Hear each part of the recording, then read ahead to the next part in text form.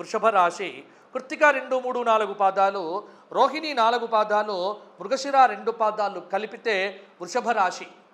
ఆదాయం 2, వ్యయం 8, రాజ్యపూజ్యం 7, అవమానం 3. వృషభ రాశి వారికి ఈ సంవత్సరము దాదాపుగా 1/4 గ్రహబలం మాత్రమే కొంత ఉంది. ఒక రకంగా చెప్పాలి అంటే శుభాశుభముల యొక్క మిశ్రమ నామ సంవత్సరము ఈ క్రోధినామ సంవత్సరం. వృషభ రాశికి ఆర్థికంగా పొదుపు సూత్రాలు పాటించండి. నిరుద్యోగులకు ఉద్యోగ రంగంలో జయం కలుగుతుంది. కొంత జూలై తర్వాత ధనలాభం అనేటువంటిది ఉంటుంది. ప్రతిదానికి తొందర పడకండి. పట్టుదలతో శ్రమిస్తే విద్యార్థులు అనుకున్నది సాధిస్తారు. కాలంతో పోటీ పడండి. కొంత ఇబ్బందికరమైనటువంటి పరిస్థితి నుంచి బయటపడతారు. ఓపికగా ఉండటం అనేటువంటిది మీకు చెప్పుకోదగినటువంటి సూచన.